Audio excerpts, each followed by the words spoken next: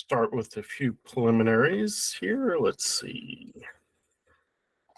Okay, you probably have all gotten an email about some of these AI forums that the college has been presenting. And so I'm just going to highlight this as another one that's coming up. I think that's tomorrow, if my calendar is right. So tomorrow evening. And interaction between AI and quantum computing. We've been looking at a lot of AI stuff. Obviously, quantum computing doesn't get the same level of news attention, but it's a big deal. Actually, there's a lot of that goes on in the New York City area. I know some guys that of a company I used to work for, consult for, that is doing a lot of quantum computing work up in Elmsford, I think. So I'm not sure if they're still there, but yeah. And so we know that quantum computing is predicted to really upend our encryption techniques and that type of thing. So that will be important. So we'll move on from that. So let's see. We'll start with the presentation here.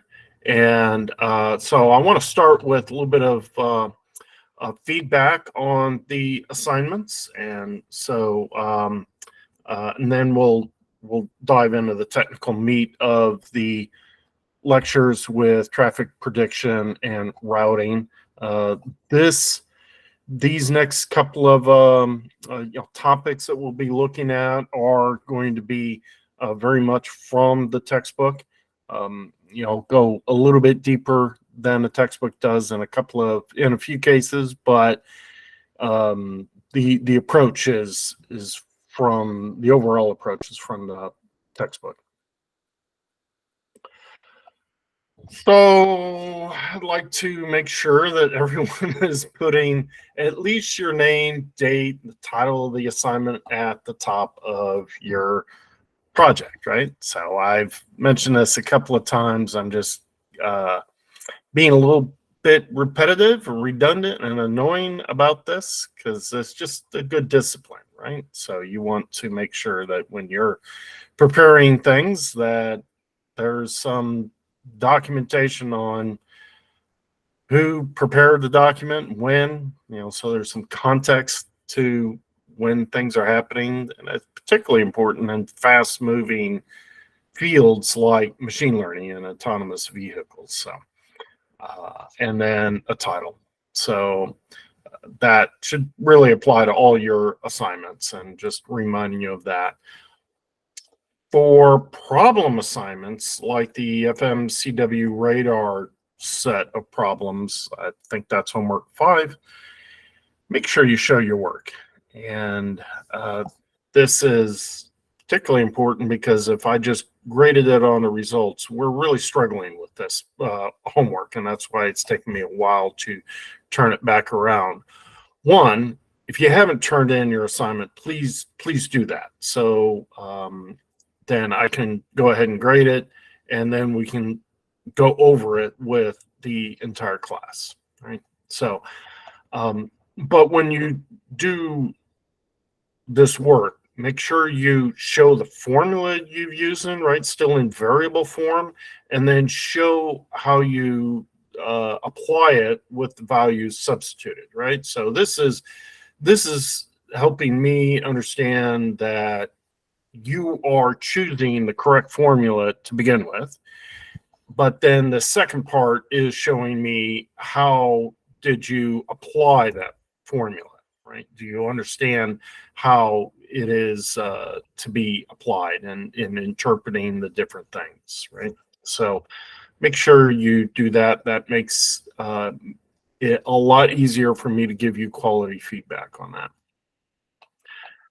For the research papers, make sure you include a citation. We've talked about this a couple of times, and on a few of you, I've seen, and this is a legitimate citation, but sometimes they'll just have like the first author and then et al, right?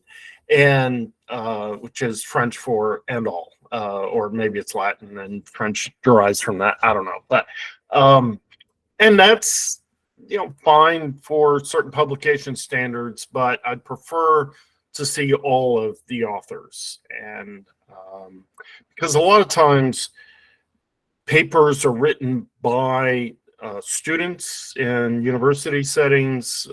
They're working on their PhD or master's, maybe even undergraduate work. And the professor that maybe leads that research group, is also a contributor to the paper, but their name often ends up being kind of the last one. So it's good to track those names also, right? So and that way the PhD students and master's students, they kind of come and go, and maybe they go on to have their own stellar research career, but usually that research has been inspired or guided or mentored to some extent by their advisor, right? And so it's good to include all those names. So I beat that to death, but be aware that some papers you find on a server like ARXIV, I don't know how that's pronounced. I don't know what those letters come from, but these, this is, I think, done by Cornell, and it's super popular. It's sometimes frustrating as an author or as a reader that your journal publisher does very little in the whole process, and maybe that's a bias statement. Of course, that's a bias statement, but they end up controlling your paper, right? And so this server and service acts as kind of a preprint server. So a lot of times these are papers that an author is putting together. Maybe they've already submitted it or in the process of submitting it to a journal or a conference for actual publication, which then there'll be some level of peer review to it. Maybe for some conferences, there's very little peer review, but there's a selection process. Maybe it's just based upon the abstract or something like that, right? But your premier conferences, your full papers will be fully peer reviewed, maybe not to the level of a high level journal like IEEE Proceedings or Nature or something like that, but is still going to be peer reviewed. Just because you find it up here on the server doesn't mean that it's been peer reviewed, right? So it may be a paper that someone has submitted and it hasn't gone through any peer review, and maybe it ends as a dead end. Maybe they try and it gets rejected or something like that, right? So be careful. That's all I'm saying. It's not that it's illegitimate. It's still can be a fine paper, but just be aware of that. So the authors, okay. So the other thing I want to point out is a lot of you have chosen to do survey papers or review papers as your first review. That's awesome. And I think that's a great idea. We talked about that a little bit. I don't want all of your papers to be survey papers, because when someone does a survey paper, they're really like doing summarizing mostly other people's work, right? And so that's a great way for them to get a boost up on the research. So they've gone and read a whole bunch of different papers, and they put together the survey. It helps them organize all their thoughts. They get a publication out of it. Then they can kind of dive into their own personal research, right? But it's also useful to others of us that want to go into a new field of research or just kind of get caught up or boosted up on that research. So survey papers are great. Just understand that they don't always include a contribution to the state of the art from the authors themselves, right? So sometimes they are only reviewing others' work. Sometimes you will see that they will review other people's work and then add in their own contributions also. So you should identify that, pick that up if they're doing that, and be able to analyze and critique their work. But make sure that as you go through this process that you also are reading and reviewing papers describing original research so that you can learn how to assess their work, and so you can learn how to write your own papers also. All right, so we'll get back to that real quick, but let me show you just a little bit about this homework assignment, and I think that I'm going to, like I say, I'm encouraging you to get these things in, but if you've already turned yours in and you think you didn't do that well on it or something, then we give you a chance to redo it, right? So because maybe I didn't really summarize this enough or do enough practical work with it or something. Maybe next time I teach this class, I'll work through a design example of my own and then give out the assignment. But you recall that we went through this kind of analysis of looking at things where we had a resolution on a distance, a maximum on the distance, then we also looked at velocity maximums and velocity resolutions, right? And then we kind of moved on to how do we determine this antenna spacing? And really, this is kind of an ambiguity relationship. We know that when we look at phase is circular, periodic. So once you've wrapped around from 0 to 2 pi radians and you keep going, it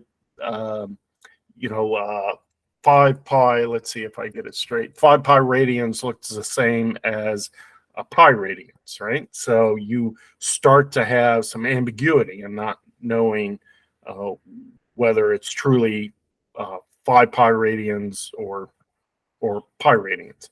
So this relationship is giving us this maximum unambiguous angular resolution, right? So it turns out that L is normally equal to lambda over 2. So if you've studied antenna arrays, which is probably an advanced, graduate level course typically, but that is probably very familiar to you, right? Because if you space things farther apart than that, then you end up with what we call grating lobes, or instead of having one main beam of your antenna, you'll have multiple beams of the antennas. And so we normally want to space things at this lambda over 2 spacing. So you probably don't really need to calculate this because that's normally how we're going to set it. If you go farther apart, you're going to have some additional beams within this plus or minus 90 degrees or plus or minus pi over 2 radians. And therefore, if you get a signal from that, you're not necessarily going to know, well, did that one come from the main beam or one of these additional spurious beams, right, from this ambiguity relationship. So by spacing them at lambda over 2, then we're assured that any additional beams that kind of show up because of this mathematical curiosity, this periodicity of the sign, then they're going to be off to the side and behind us, basically. So, all right. The real issue is calculating this L. And again, here we have this theta res, and then we have this theta. So this kind of technically is a function of theta, the array length, but normally we set this equal to 1, right? So that's then we'll have or it's, I'm sorry, this is L is going to be lambda over 2, and that's going to substitute in. So this lambda will get canceled out. The lambda, the numerator of the 2 here becomes the numerator over here. Did I say that right? The denominator of 2 here, and this lambda over 2, when you substitute it in for L, cancels out that lambda and puts that 2 up in the numerator, and the cosine theta is 1. So this L is approximately normally equal to 2 divided by this theta resolution. Just make sure that that's in radians, right? When we're really working with angles mathematically, almost all the time, you need to convert it to radians. Okay, so then the bandwidth here comes from this distance resolution, right? So the farther out we want to look, and this round trip distance, this c divided by 2 times this d resolution, I'm sorry, the resolution, this is converting us into a delta time, right? So that determines our bandwidth. Our maximum distance is determines what is the widest frequency spacing that we're going to have, right? So we know that when we get that reflected signal back, it's going to mix with the transmitted signal, but because they're chirped, they're going to, when they mix together, they're going to produce a single tone for the duration of that overlap, where that frequency is a function of the distance that that wave has traveled out there and back after it gets reflected off of some target, right? So the farther it goes, the more delayed it's going to be, and therefore the bigger frequency offset you're going to have in that mixing process. So so this determines your maximum IF frequency, and this then also, I think I actually asked for like the sampling frequency. Well, you have to be at least this frequency or higher if you use complex sampling. Now, complex sampling, if you're not familiar with it, is when you use 2 samplers and quantizers, or ADCs, right? Analog digital converters. But you use 2 of them and some special mixing so that you can achieve a complex number, and you're have one ADC sampling the real part of that complex number and the other one sampling the imaginary part of that complex number. So really you're getting 2 samples per sample period, right? So but in that case, then your sampling frequency just needs to be equal to or greater than the IF frequency, the maximum frequency you're ever going to see, right? And of course, we would have it somewhat higher because we want a decent, easy to implement anti-aliasing filter, right? So, but now if you aren't doing this complex sampling, you're going to just be sampling a real signal, then yes, to satisfy Nyquist sampling theorem, you need to sample at greater than twice the maximum frequency in your signal. So it would be 2 times FIF max. Turns out that almost all digital communication systems, whether it's a radar, radars aren't communication systems, but RF systems, whether it's a communication systems or a radar, that we're almost always using complex sampling because it's actually cheaper to implement two signal chains at half the sample rate than it is to try to achieve that same accuracy, resolution, all that type of thing in one signal chain at twice the rate, especially when we're kind of pushing the envelope of things, right? So, so we're almost always using complex sampling. So that's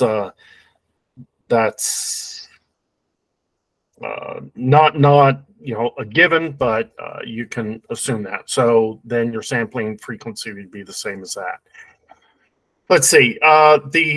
The chip or chirp length and time is set by the maximum velocity, and that we want to be able to resolve, and the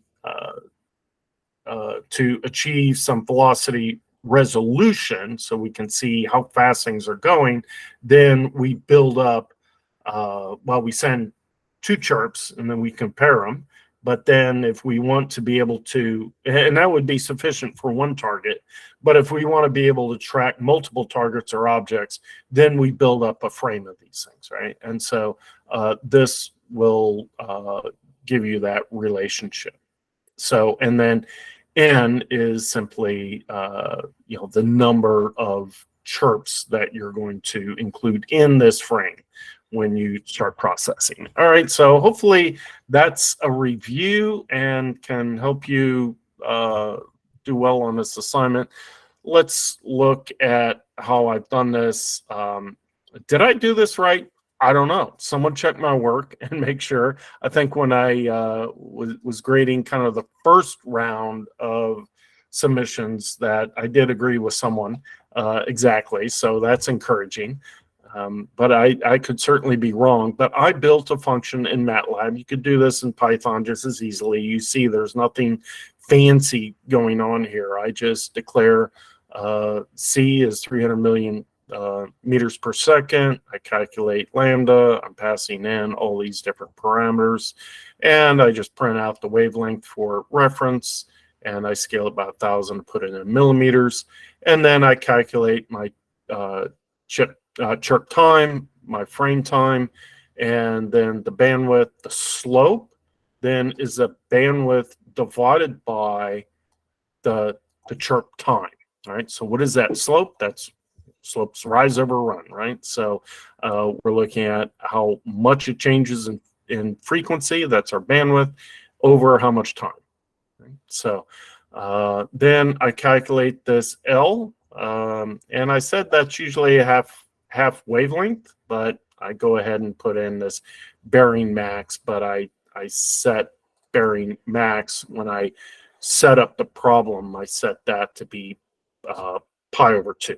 So it's really plus or minus pi over 2 because 0 is our kind of forward direction, and then minus pi over 2 might be all the way to our left or port side beam on, and then pi over 2 depending upon your positive and negative convention there. So it's really a plus or minus type of thing, right? So, but yes, this should equate to lambda over 2. So then I calculate the IF max as that. I then set the bearing equal to 0, so I'm looking straight ahead, and now I'm looking at what length am I going to need in my array to deal with to achieve this bearing resolution, right? It's going to fall off as we go off to the edges, and it's going to degrade. But by convention, we look at this in the end on, or the straight ahead direction. But so that's how I set up this function, and then I just call it, right? So I set up these things, and again, converting angles to radians, and there, and then plug and chug and print it out. So a couple of things: 3.8 millimeters is your wavelength, and the chirp length about 24 microseconds. Chirp bandwidth is 750 megahertz. Remember, this thing's operating at 70, 80 gigahertz, right? So I think I gave you 79 gigahertz here. So you can expect the bandwidth to be quite large, right? The larger bandwidth we use in a radar system, then the more resolution we're going to be able to achieve in the target distance type of thing, right? So it's not surprising it's big. What is interesting here is when you do this chirp rate, we end up with 32 megahertz per microsecond. Well, there's a factor of 10 to the 6 there. There's a factor of 10 to the minus 6 in the denominator. So really in the numerator, there's a factor of 10 to the 12th, right? It's a big number. Don't be afraid of it. It's really megahertz per microsecond. The sampling rate is just the IF bandwidth. Maybe I should say greater than or equal to that. Note that it's complex sampling and that type of thing. I came up with 160 and about 8 RX antennas. This is really 7 and change, but you'll notice that I do kind of a ceiling right there, right? And also I'm scaling these numbers here appropriately. All right, so yeah, if you wanted to toss that together, to me, that's personally, I'm a good enough programmer. I've been doing it for way too many years that it's easier for me to just toss all these things together in a program and do it that way. So feel free to do that. All right, any questions?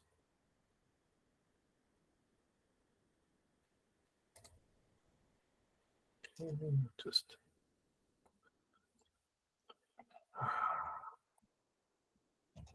okay. And by the way, my computer is probably on its last legs and need to start shopping for a new one. If I suddenly drop the meeting or whatever, try to rejoin. I'll be back. I may have to reset my computer or something like that. But all right, so if we now look at our textbook, let me drag that up here. And so here we did this introduction to autonomous driving. Well, even before we got started, we talked a little bit about ethics and morals and legal issues and that type of thing. And we spent a lot of time on the localization, and then we spent a few lectures here on perception. We did not really cover stereo, optical flow, or scene flow, kind of skipping that. And we only barely touched on segmentation. We're going to talk about tracking today a little bit, and just note that prediction and correction, that sounds familiar, right? That's like a Kalman filter type of thing, or a Bayesian type filter. So the Kalman filter was originally developed in World War II, I think, to do target tracking, or it has origins to that, right? So we talked about it as a sensor fusion type of thing, but it's also used in tracking. Then we talked about deep learning issues with convolutional neural networks and object detection, a little bit about semantic segmentation. Again, we skipped over stereo optical flow, but I talked about some of the issues associated with deep learning in terms of exploding gradients and that type of thing. Well, that thing close. All right, so now we're going to look at kind of prediction and routing, right? So if we go back to his kind of system diagram that they're using in this book, and again, this is one way to do autonomous vehicles. There's a lot of people doing it this way, but there's other ways. So don't think that this is exclusive, the only way of doing it, but some of this stuff is there. It just might be grouped together differently or that type of thing, right? So, so we've got these ideas of where we are relative to some map, right? And then we have, so this is a little bit about ourself, right? Our ego vehicle. And then we have also perceived the world around us and detected obstacles, and those may be other vehicles, it might be a bridge, it might be the lane itself, the traffic lane. So maybe it's not really an obstacle, but it's a lane that we're trying to follow and stay within. It might be bicyclists, pedestrians, or whatnot, right? So we've done that. Now we want to cover traffic prediction and routing, and here we're looking at how are these obstacles moving in the world around us, right? And that's a little bit related to our routes that we're taking, right? So when we look at routing, there's kind of the high level route. How do I get from St. Louis to New York? But there's obviously you can drill down into that narrower and narrower focus and look at things like, how do I change lanes? Should I change lanes? Should I get in a turn lane now?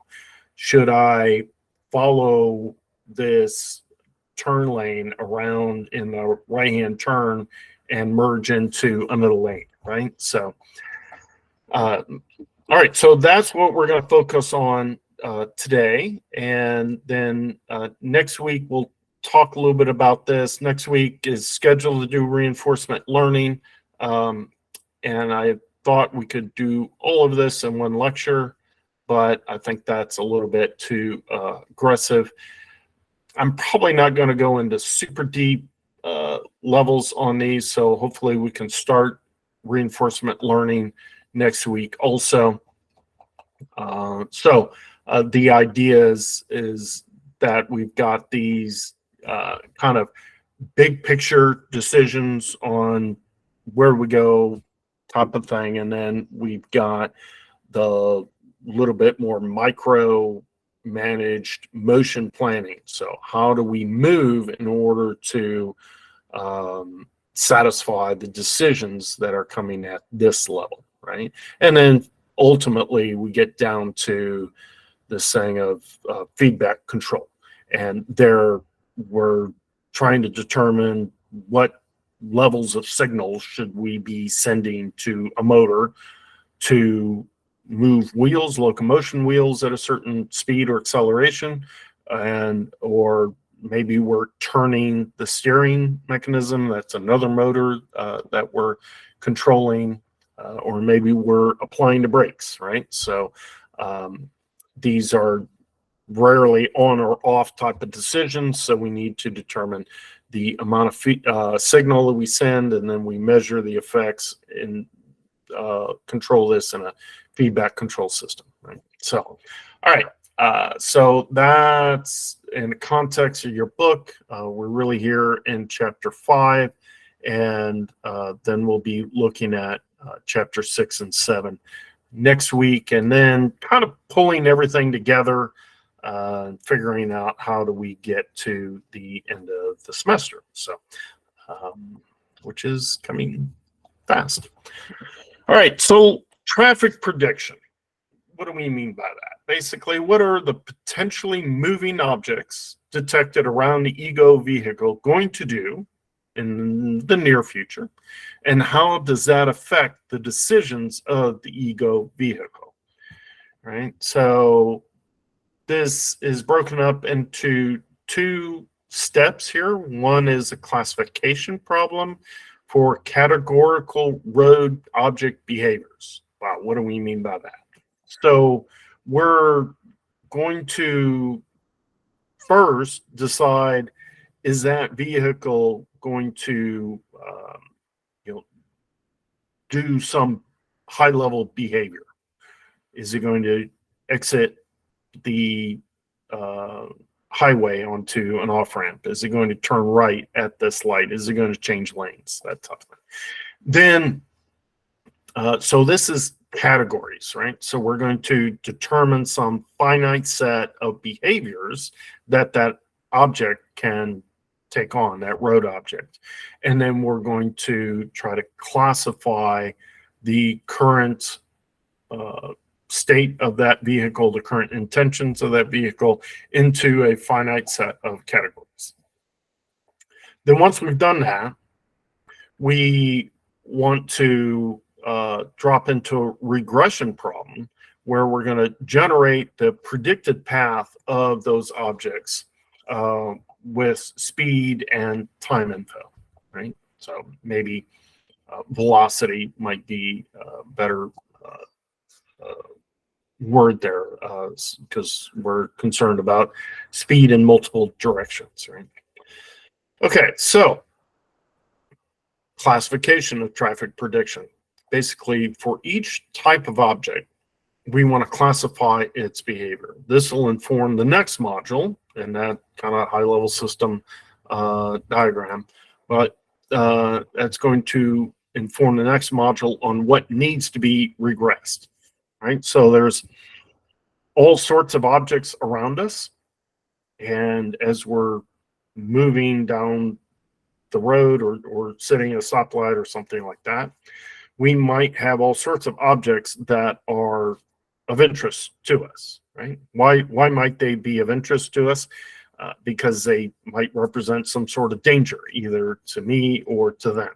And if it's danger to them, then it may be danger to my freedom and or bank account if I hurt someone or something and I get sued or thrown in jail. So,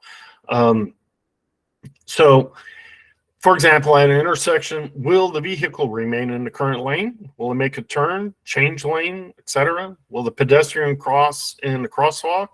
Will the bicyclist ride through the intersection, maybe even against the red light? So there could be an explosion of classes to consider, right? You just think about the different intersections that we deal with, right? We have four-way intersections, T intersections, more complex ones with roads intersecting at unusual angles, roundabouts, multiple turn lanes, both left and right, that type of thing. Lanes allowing both turning and straight traffic. So there's all sorts of different things. And this is assuming that everyone is behaving, right? And we haven't even talked about how pedestrians and bicyclists might move about in some of these situations, right? So so we're going to focus on kind of a finite set of these to begin with. So there are many ways an object can move to different lanes. Let's first consider vehicles. So we're going to limit ourselves to vehicles, and we're going to assume that they're going to obey both physical and legal laws, right? So you can think of legal laws is that we're not going to drive against traffic. We're not going to make a left-hand turn from the right-hand lane.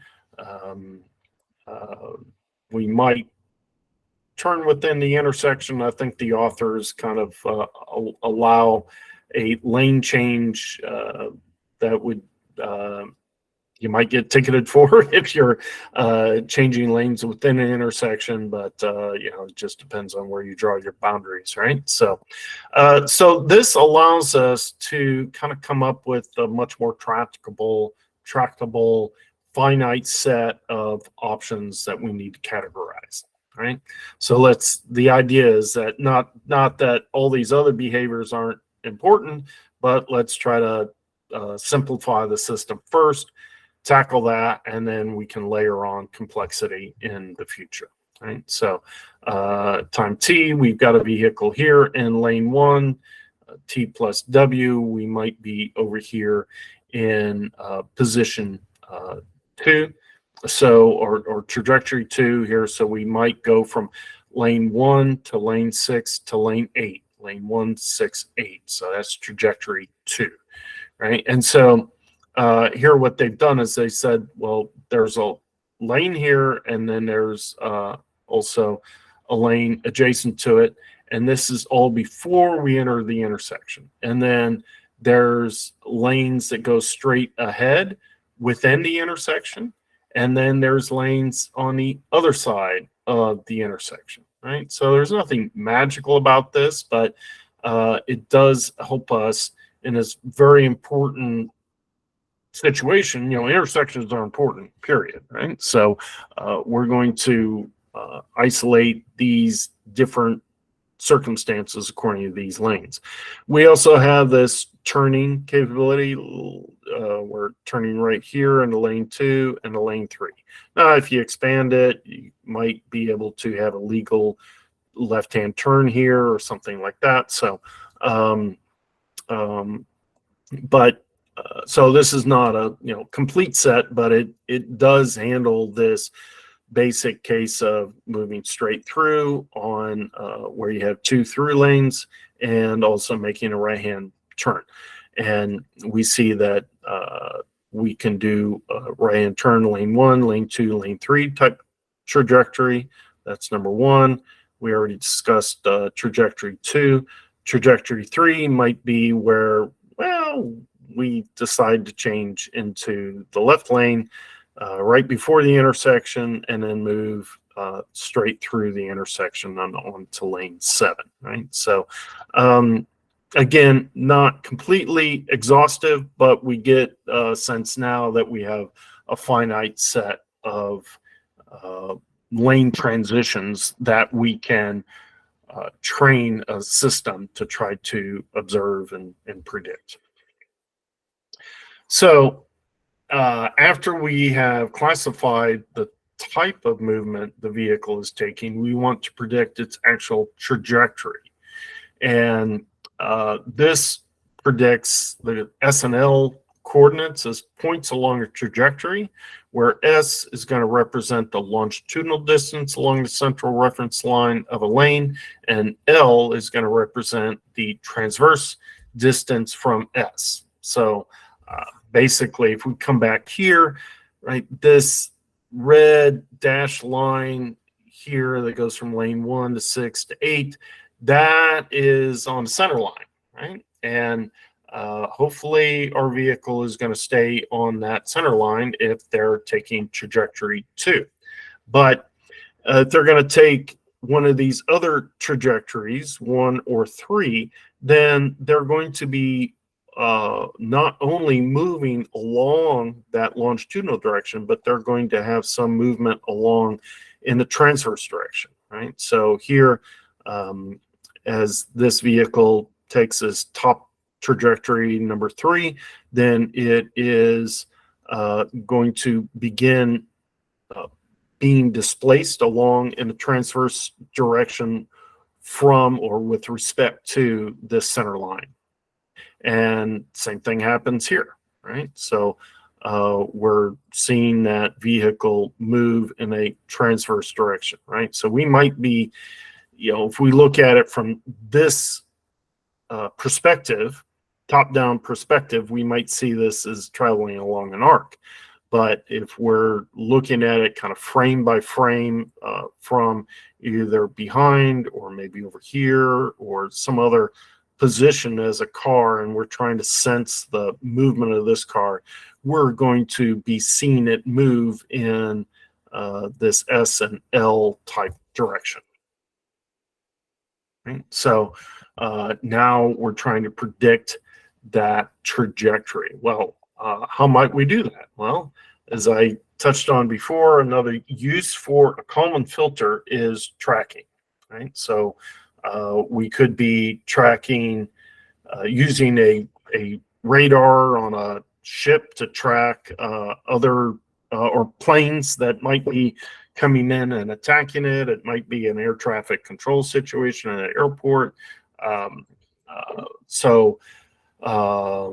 Kalman filters have been used to track those type of things, and we can use that in this circumstance also. So not going to go into it super deep because I think the more where I want to spend my time is looking at recurrent neural networks and how they can be used to predict motions. So, but here we see the kind of concept here. We've got the new state, where this would be the new S position and the new transverse or L position, and that can be calculated from this update equation where we have the present or the older ones here, newer ones there, and we multiply this by this A here matrix, and where we're going to propagate things here. B includes our velocity, and it's multiplying by the time step, so that we're moving in a particular direction. And this beta T parameter is adjusted in that Kalman filter measurement update process. So we kind of observe a little bit, measure, and try to adjust this beta T, and then we can predict some future trajectory points using the prediction step in the Kalman filter. So super high level, but let's look at kind of regression in concept, and then look at how we might actually approach this, right? So so we're doing on time. I'm flying. So all right, so I mentioned regression. What is regression, right? So let's step back and make sure that we're all up to speed on what that means. So in my words, I just find this useful, is basically regression is the act of trying to derive some function which will predict y as a function of x, right? So given some set of xi, xy, yi pairs, right? So this sounds like a training loop, right? So we're going to have a bunch of these known values, and then we're going to try to derive this function f here, right, based upon all of these. And there's a whole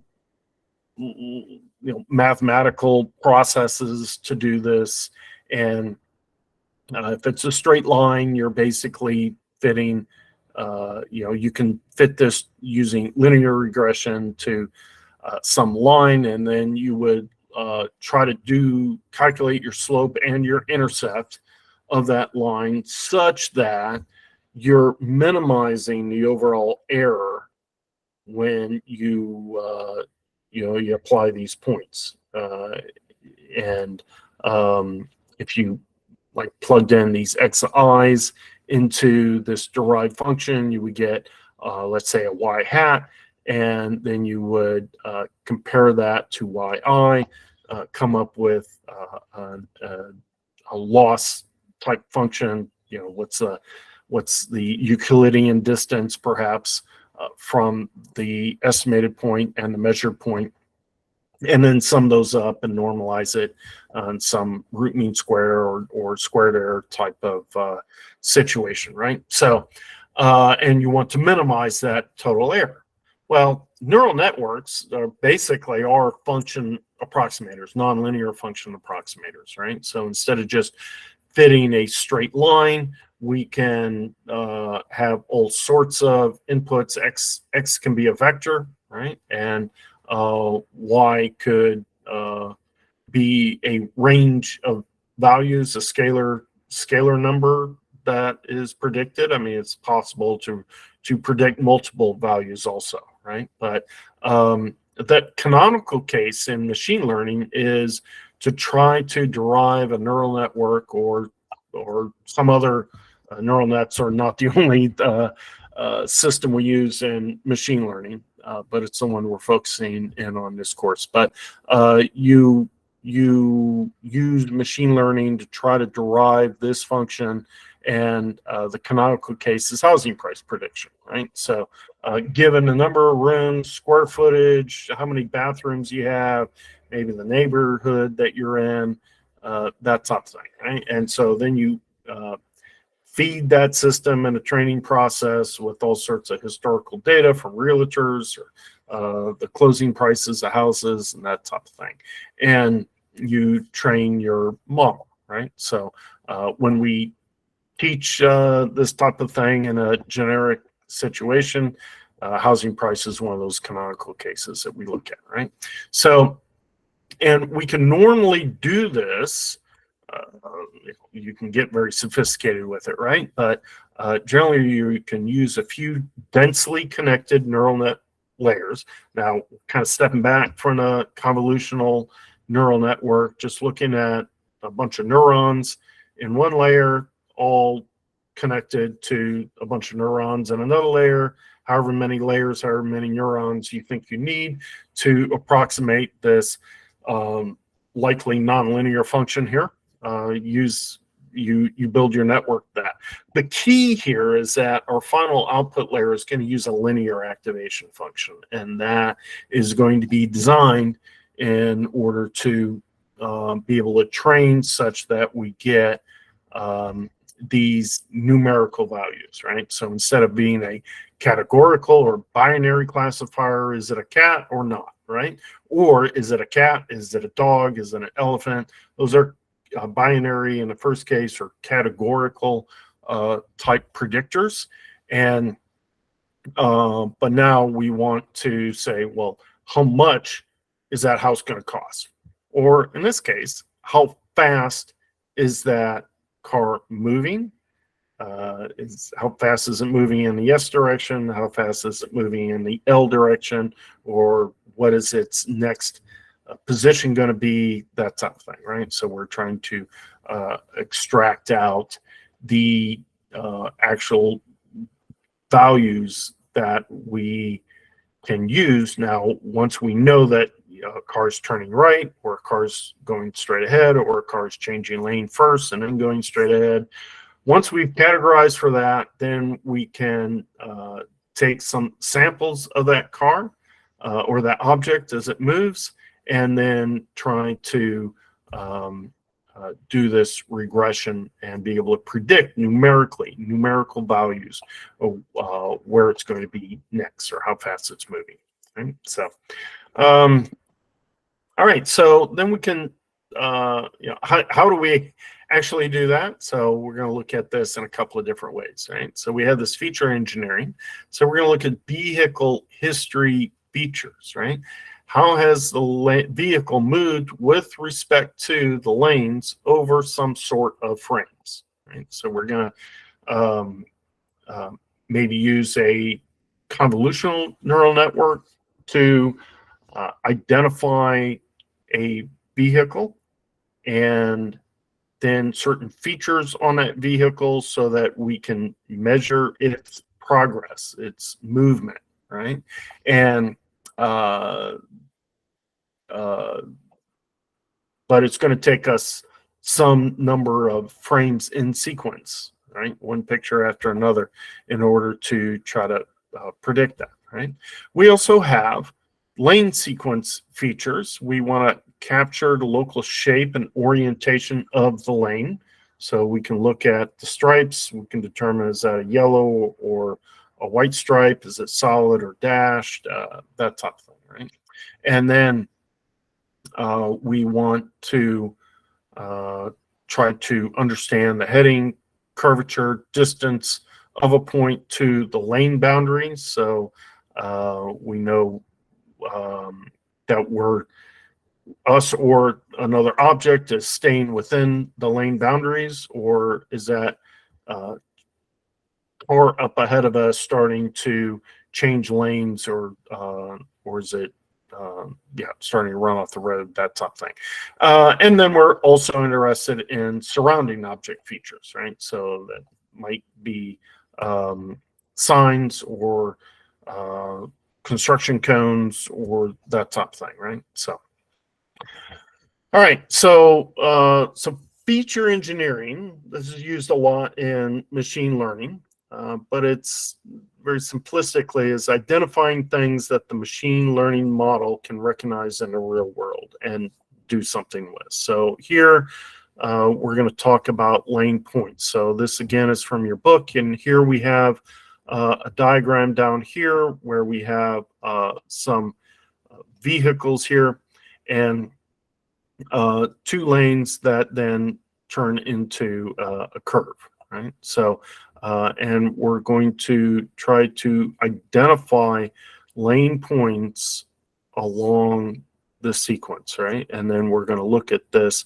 as, T minus W, some window, and T minus W plus 1, and so on to T, and then on, right? So this allows us to collect vehicle history features, right? So previous W frames, what are the position, velocity, etc., right? So and we can look at this in more detail up here. So consider this T minus W plus 1 to T, right? So T is time, and W is this window of how many frames are we going to be processing at a time. And for each frame, extract the following features: the longitude and latitude position of the lane, the XY base position, the speed, heading, acceleration, the heading and curvature of the projected lane reference point, and the relative distance to the lane boundaries, right? So, and then in addition to all that, we might be interested in the vehicle's length and width and height and that type of thing, right? So then we also have these lane sequence features, right? So position, relative heading of each sample lane point, right? So here we have 1 and 2 lane points that are aligned in a straight line, but then we start to see that these subsequent lane points are following this curve around. So consider some V points sampled along the central reference longitudinal direction of the target lane sequence. Well, that's that dash pink line there, right? And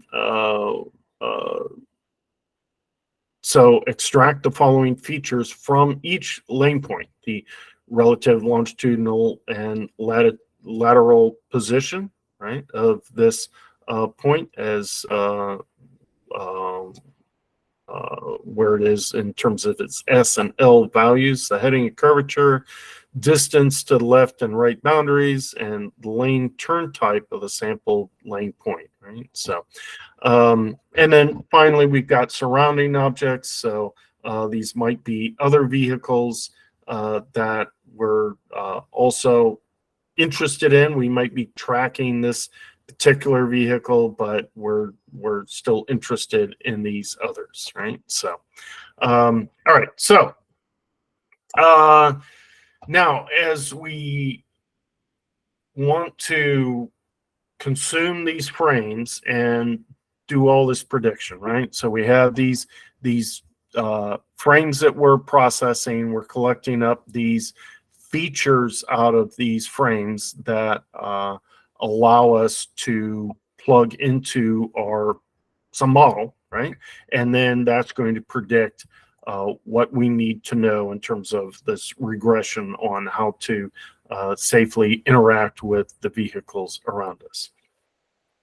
Okay, so and we can broadly classify these into memoryless models or memory models. Now, these are the type of models we've looked at so far, right? Well, we really haven't even looked at support vector machines. There's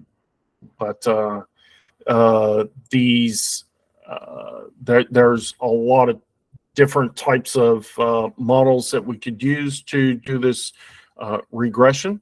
We can use a deep neural network, but it doesn't have any memory, right? So it's only looking at its inputs at a certain time and producing outputs, right? And so then if those inputs change, it makes a new calculation, and that has nothing to do with the previous values that were submitted to the inputs, right?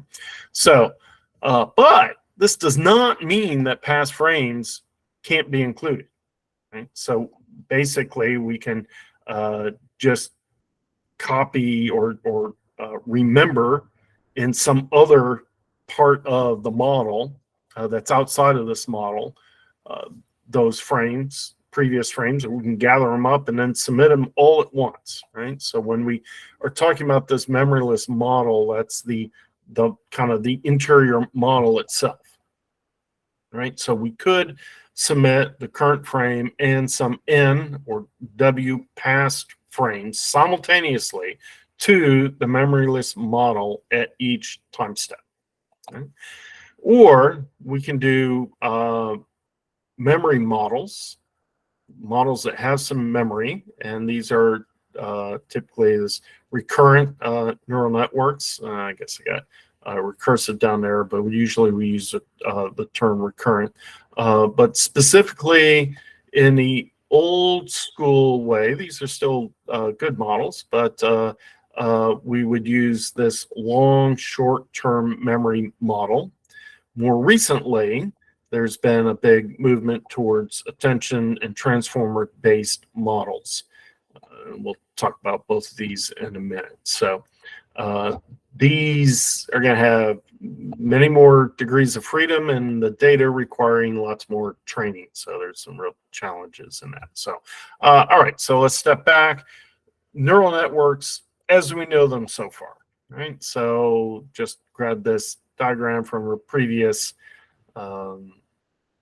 presentation. So we have some input vector over here, and then we've got some number of layers, and each layer has some number of nodes, and these are connected with these paths, these weights, where that's what we're trying to train, all these different weights of these connections between all these different layers, such that we can predict YA, YB, YC, whatever these are, right? So basic neural network. There's no sense of time in here, right? So we're estimating Y as some very complex, probably function of X, where X is a vector, right? So X and Y are vectors, and or Y is potentially a vector, and the neural network operates as a function generator, right? So X, it can take on values from the real set, dimension M different inputs, and Y can take on values from the real set of numbers with N dimensions, right? So Y can map to classes and emit a value of 0 to 1, where that represents the probability of the class, right? So if we interpret YA as a car, YB as a bicyclist, and a YC as a pedestrian, and we look at an object, we can train it such that these will give you the probabilities that this image presented here is a car, a bicyclist, and a pedestrian. Right? So if we sum all those up, then that should be 1, right? So that we satisfy the kind of rules for probability distributions, right? Or it can produce a regression and emit a real number, such as the speed of motors, brake pressure, steering angle, that type of thing. Okay. So how could we handle multiple frames into that? Well, we could take one big neural network and we can take our current XT and put that in to our neural network. This might have some vector, many values to it or not. Then we can also delay this by one time step. And so then we'll be able to have previous instances of this input vector applied to the neural network. So this neural network here is memoryless, right? So we pulled the memory outside of this neural network. Now, what might be the problem with this? I don't know if anyone wants to take a stab at what is the problem of this. Can just maybe open up their mic and give it a guess.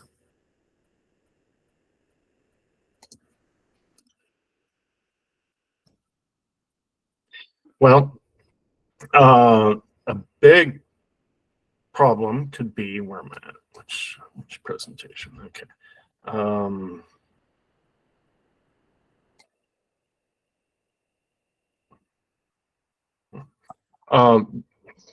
Okay, so a big problem with this is the scalability of this, right? And then if this is an image, then that might be a megapixel or several megapixel camera.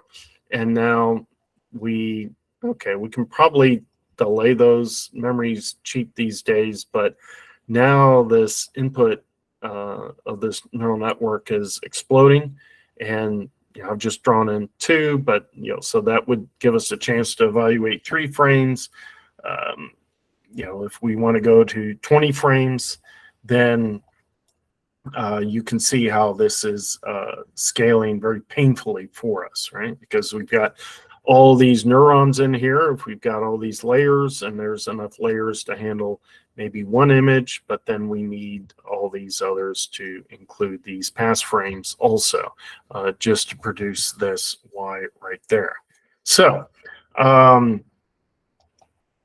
we can also look at some, we'll talk about sequence modeling in general here, because we're going to look at now, instead of just building a model to give us one output and forget about the past, we're going to start including some aspects of the past or previous values in some way, right? So so we're going to process information in time steps or a sequence. Implied that our information is ordered, right? So time goes in a direction, right? So it's an ordered type of situation. Our memory length determines how far apart in time relationships can operate, right? So let's give some examples here. So we might have many words, let's say, in a tweet. It's another kind of classic example here. So you might consume an X or Twitter stream or Facebook threads or something like that, right? And you want to say, is that something positive or negative, right? Or you might be looking at product reviews on an e-commerce site, and you want to try to capture, is that a positive review, a really positive review, kind of neutral or whatnot, right? So this then is taking many words and producing an output, sentiment analysis, right? Then we can kind of reverse that. We can take one image. Yes, I know it's multi-dimensioned, but in time, it's a one single image, and we want to produce a caption for that, right? So that then produces many words, right? Maybe 10 words or something like that, right? Many is relative there, right? So that would be a one to many. Given an image, what's a reasonable English language caption that describes that, right? Or some other language, right?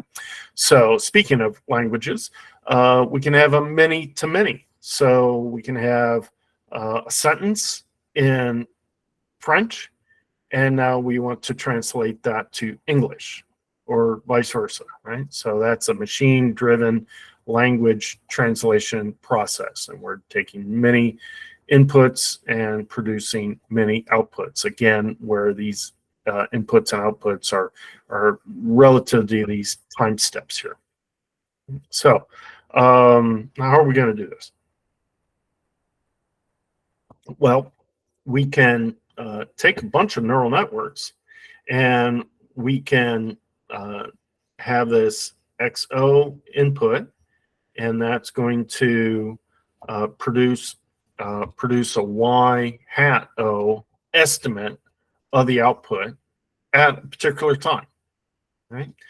But then we're also going to have this notion of some state, right? So maybe the state here is initialized to 0, but then after this time step, then we're going to look at X1 and predict a Y hat sub 1, but also factor in this state that was developed in this time step in this neural network, right?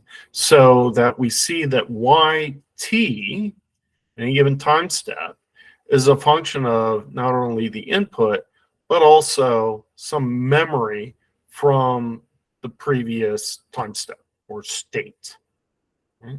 So we could develop this, but that seems a little awkward. Do we really need all these? Well, it turns out we can kind of wrap all this into on a one single neural network, right? So now we have this neural network, but we take the output of the state and we send it to the state input during the next time step, right? So these recurrent neural networks have a state which is updated at each step in a sequence using this recurrence relationship, right? So this is producing this recurrence. Now, sometimes, you know, this is how we're going to implement it, but sometimes for analysis purposes, we will unwrap it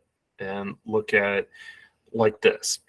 Now, I started my career as a filter engineer. And so if you're a filter engineer, this might look interesting to you, right? In that as drawn, this is kind of a finite, looks like a finite impulse response filter, right? So you've got a finite number of time steps here that we're producing these outputs.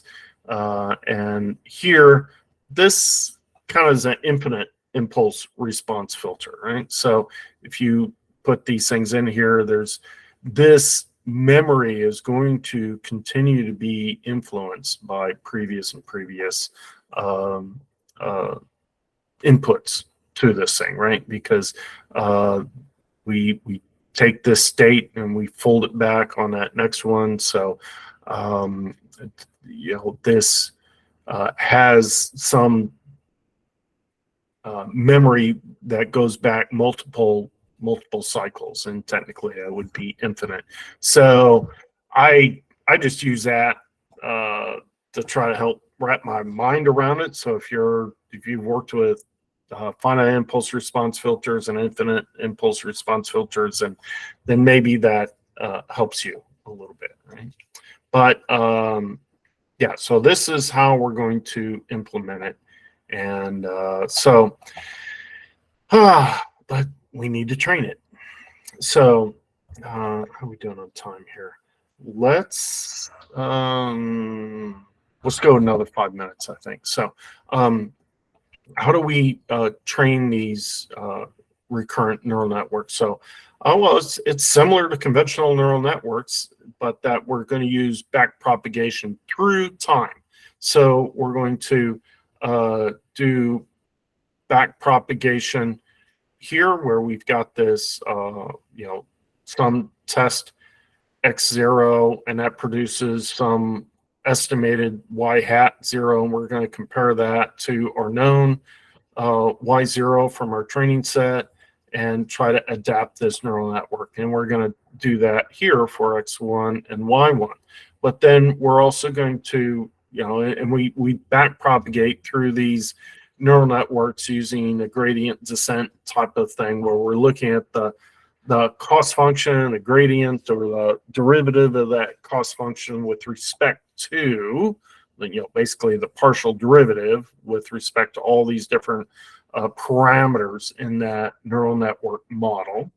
And we're going to try to update each of those parameters to get a little bit closer to producing the ideal at each step, right? And then we do this a whole bazillion times, right? So some number of epochs in that training sequence. But now we also have this memory information, so we're going to back propagate in time also, so that there's some function here that's emitting this memory content, right? And then there's some function here.